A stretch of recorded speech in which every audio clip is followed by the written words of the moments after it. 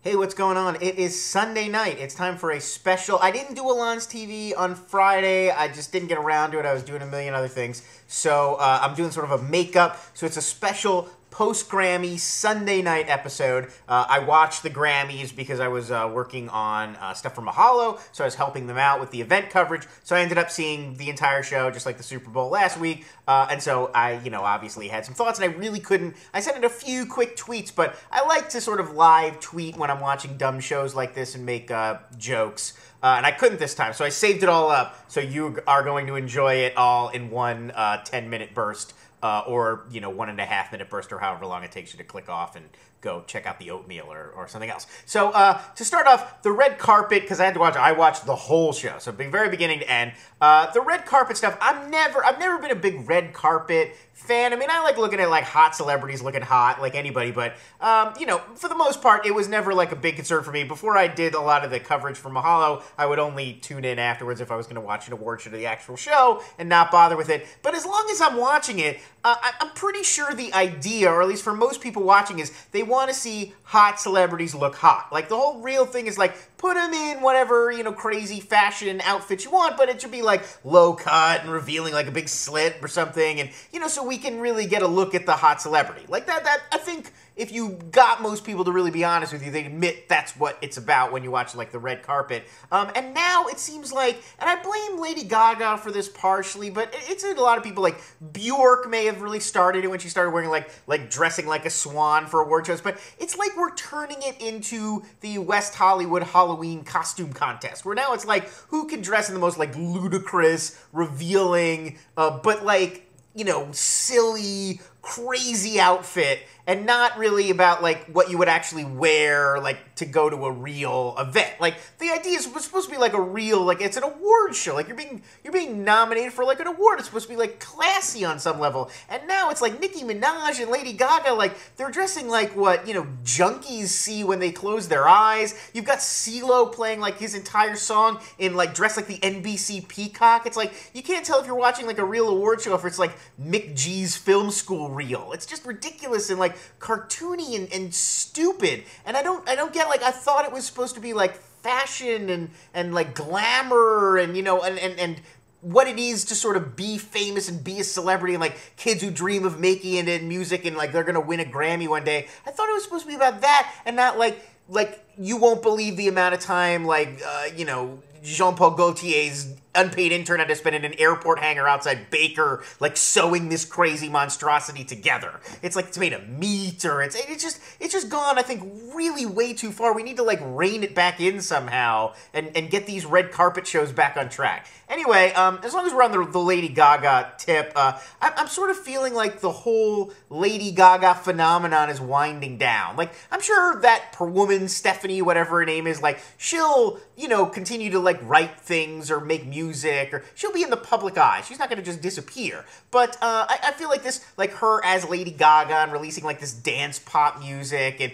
dressing like an idiot, and it feels like her heart's not even in it anymore after the performance night. Like, she's in an egg. Like, the whole thing felt Spinal Tap from the very beginning. Like, she comes out, she's in this egg that has to open, and then she comes out, and then it's really just like very like sub-Madonna in the 80s. Like, she's got some crazy, ponytail or whatever, and she's whipping it around, and then she goes and plays like an organ and there's smoke. I mean, it's just like, it at least used to be like, oh, she's like upside down and there's a crazy monster coming out of it. It's like Elton John's there for some reason, and at least it was weird enough to be interesting. Now it's just like it's all a dark background and it's just boring, and the song is terrible, and it just sounds like watered down Express Yourself from Madonna's albums like 20 years ago. So anyway, I feel like the Lady Gaga thing, she's even getting tired of it, and it's gonna go away soon, which is nice.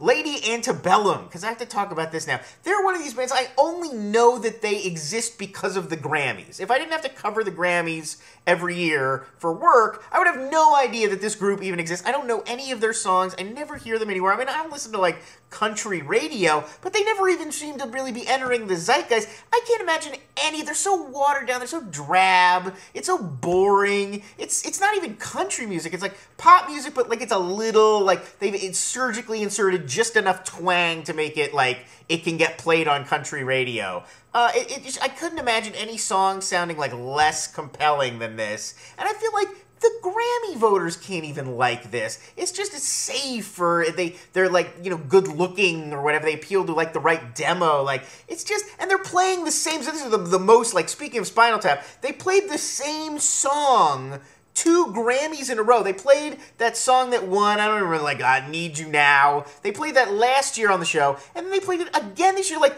literally, even fictional bands have more than a couple songs. Like, it's just, it's like, I can't even believe they would play the same song 2 years in a row. Like, don't do, and that's the best you can do? Like, that's it? And I know that song won a ton of awards tonight, even though I couldn't even hum it for you after hearing it 100 times today.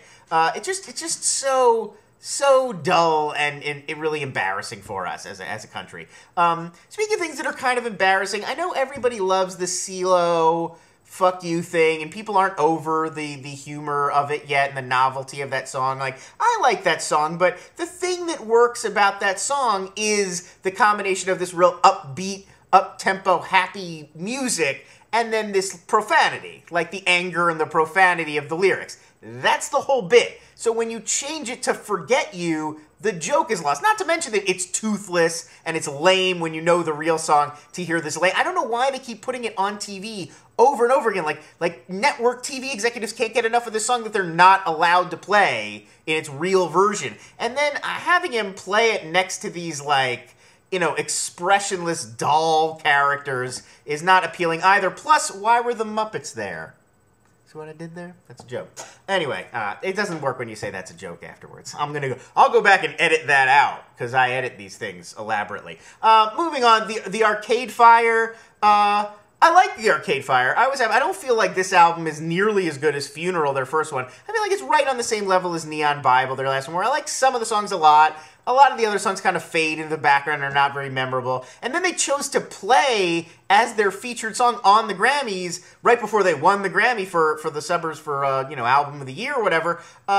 They're like one of the least memorable songs from the whole album. Like this droning, it just feels like filler. And Funeral, their first album, no filler. Every song is great. So I don't know why not only their new albums seem to be like basically like 60% good songs, 40% filler, and then why they would take one of those songs that I think is just like really boring and doesn't even really like capture the spirit of Arcade Fire at all, and play that on the Grammys. Like the bike, you know, Matt Hoffman or whatever, the BMX guys, that bit was cool. It was a cool looking thing. It just, that song they were playing was really dull, and then they did Ready to Start over the credits and it got interrupted, and it's like, that's the better song. Why didn't you play that one earlier? Eminem, we got to talk about Eminem.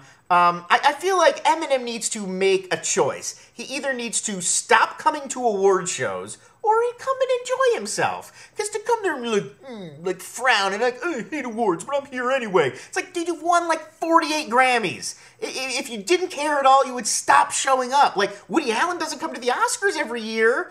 You know, he doesn't feel the need to, like, sit there and scowl through the whole show. He's like, he doesn't give a shit, so he doesn't show up. Like, if you don't give a shit, you don't have to show up. But if you show up, at least pretend like you give a shit a little bit, because it's like, it's grating to see somebody there who's just like pouting through a 3.5-hour show. Like, we have to suffer through this. You have to pretend like you're enjoying yourself. And maybe he just has like post-traumatic stress from that time, like Sacha Baron Cohen like put his balls in his face or something. Like every time he's at an award show now, he's like nervous. Like, where's the naked guy gonna come from who's gonna try to mess with me? You know, final thing I'll talk about is Train.